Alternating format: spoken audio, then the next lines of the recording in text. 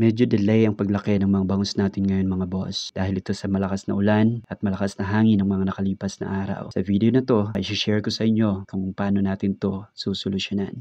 Ako nga pala si Ruel, isa akong fish pond owner. Ang goal ko ay kumita ng 1,000,000 ngayong taon gamit ang fish pond na to. Kung gusto nyo malaman kung paano ko gagawin yon, tara, samahan nyo ako. Medyo malabo ang tubig natin ngayon samantalang kakapalit lang natin kagabi dahil nga high tide. Hindi rin ganun kalakas yung hangin para maging malabo yung tubig. Dahil siguro to sa mga bangos na hindi na tumigil kakalangoy. Mahigit 20,000 na bangos ang alaga natin ngayon. At ngayong araw nga ay magsasampling tayo dahil 2.5 months na sila. Part nga ng process natin ay magsampling every 15 days para ma-monitor natin ang progress. Maremedyohan ang mga kailangan remedyohan. Sa edad na 75 days, dapat nasa 150 to 250 grams na ang average weight ng bangus natin para makapag-harvest tayo ng 3 to 4 pieces per kilo sa loob ng 3.5 buwan. Humuli na nga ako ng 3 piraso para timbangin at ang resulta 360 grams ang 3 piraso. Ibig sabihin nasa 120 grams lang ang average weight ng mga bangus natin. We are short ng 30 grams bawat isa. At dahil nga meron tayong target na timbang, may sinusunod tayo na timeline, kailangan natin ito aksyonan. Sabi nga nila, focus on the goal. Ngayon,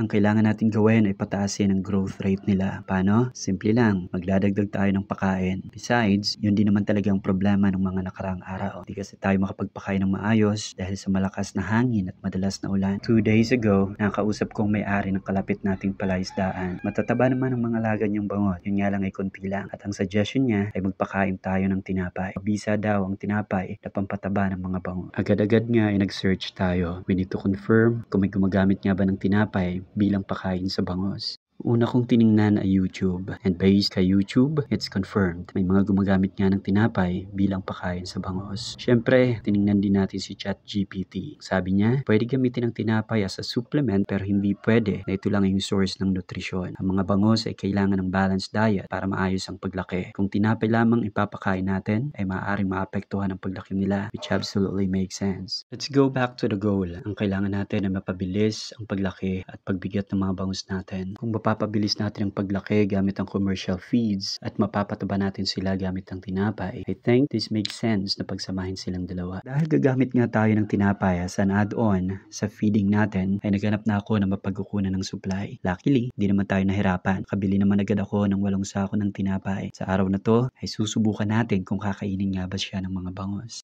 Nagdala na nga ako ng 1 sako kasabay ng 1 sako ng feed. Siyempre, mano-mano natin bubuhatin to isa-isa. Unahin na natin tong tinapay kasamang pasalubong kong pandesal at pakwan para kay mama. Pagkabuhat nga itatawid na tayo sa wooden bridge. Then, aakyat sa pilapil. Pagkatapos, lakaran na.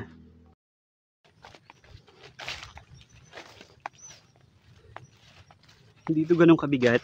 Nasa siguro 20 kilos. Kaya naman. Makalipas ang 5 minuto, nakikiraan tayo sa kapitbahay nating kubo.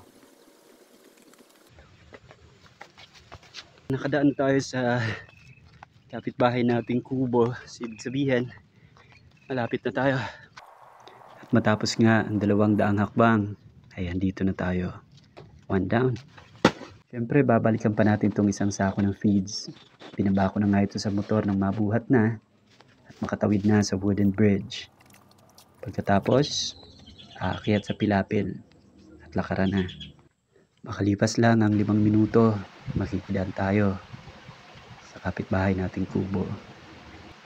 Pagkalagpas dito, 200 kembot lang. Kaya dito na tayo.